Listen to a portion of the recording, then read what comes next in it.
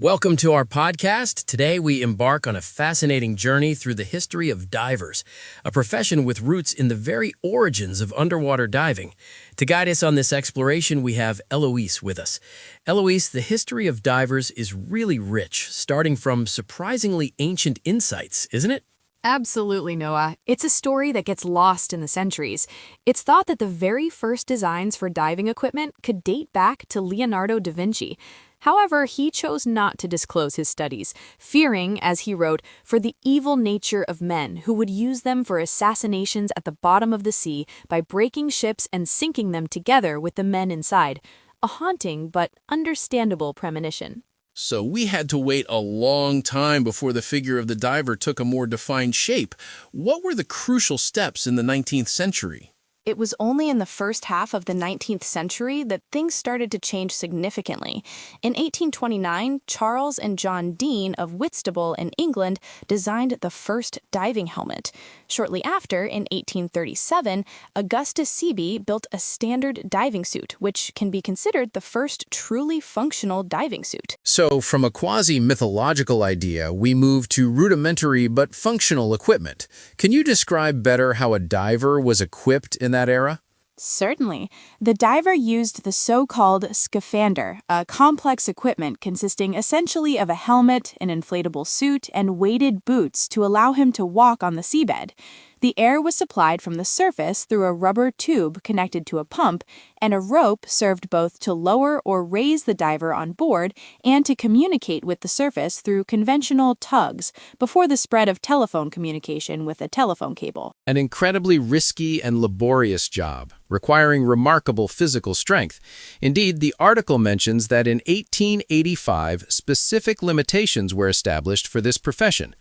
What were some of these requirements, or rather, what were the conditions that excluded a person from becoming a diver? It's a fascinating and rather surprising chapter, drawn from the military instructions for the Royal Navy of 1885.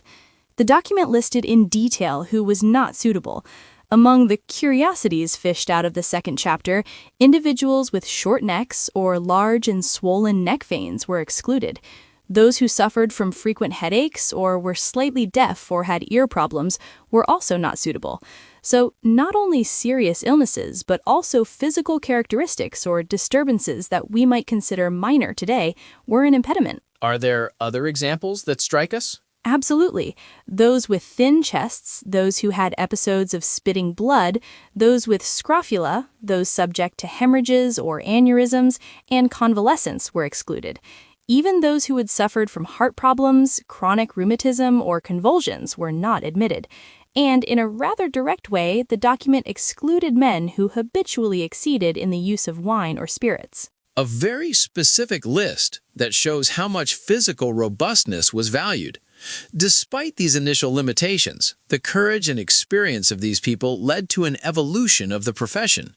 The article tells us that in 1942, a register of divers was born for the first time in Italy. What did this mean for the profession? The birth of the register was a true milestone. With the royal decree of March 30th, 1942, number 327, and further defined by the decree of the President of the Republic of 1952, the category of divers in local service assigned to port services obtained official recognition and regulation. This began to give a more solid structure to a profession that previously relied heavily on individual experience and unspoken rules. An important institutionalization that, however, saw the term diver gradually replaced. What was the transition from diver, and then to underwater technical operator, or OTS? Over the years, the figure of the traditional diver with his heavy scaphander became progressively more obsolete. In 1979, the Ministry of the Merchant Navy began to modify the regulations, replacing the word diver with the more modern diver. Then, with a ministerial decree of 1982, the term diver was internally replaced by underwater technical operator, or OTS, specifically requiring a professional qualification certificate to perform the work.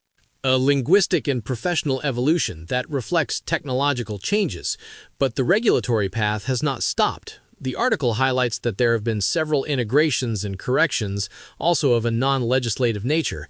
What have been some of these significant updates and perhaps the challenges they have faced? There have been various adjustments, such as in 2006 when a sentence from the Lazio Regional Administrative Court, or TAR, abolished the maximum age limit of 35 years for the OTS level. In 2012, a document from the Ministry of Infrastructure and Transport extended the right of registration also to non-EU citizens with a regular residence permit, broadening access to the profession. And what about the challenges? An interesting challenge was with the Costa Concordia recovery works, where the Livorno Port Authority had to clarify that the OTS regulations applied to port work, while the Concordia wreck was located outside the port area. This highlights how regulations often struggle to keep pace with operational reality, especially in complex and unprecedented contexts. The article also mentions how large companies such as ENI and CEDIFOP have developed their own standards. How do these relate to international standards? Exactly. ENI and CEDIFOP, for example, have defined 3 distinct levels for dives, from 0 to 30 meters, 30 to 50 meters, and beyond 50 meters, each with specific equipment and support requirements. These guidelines reflect and often anticipate or align with broader international standards, demonstrating their commitment to safety and best practices. So the objective is to make Italian training recognized and competitive at a global level. Precisely. Bill number 2751 of 2014, presented to the Chamber by Honorable Deborah Bergamini, emphasizes the importance of aligning training with international standards of associations such as the International Diving Schools Association, IDSA, and the International Marine Contractors Association, IMCA, in addition to the safety standards of the Health and Safety Executive, HSE, such as the HSE standards of the United Kingdom. This alignment is fundamental for the recognition of the Italian diver's qualification at a global level, ensuring portability and high standards. And in Italy, how is this professional training managed, given that the article mentions a crucial role of the regions? In Italy, professional training is largely managed at a regional level, which allows it to be adapted to the specific needs of the territory and the local labor market. However, there are national guidelines and standards to ensure a certain homogeneity across the country. The article cites as an example the Sicilian region, which with its regional law of 2016 and the related implementing decree of 2019 has established precise rules for training courses both for the inshore and offshore sectors, becoming a model of excellence in this sector. A fascinating evolution that takes us from Leonardo da Vinci to modern regional regulations. Eloise, thank you very much for guiding us through this complex but illuminating history of divers from its origins to the present day. It will be interesting to explore the model of the Sicilian region in a future appointment. Thank you again. Thank you, Noah.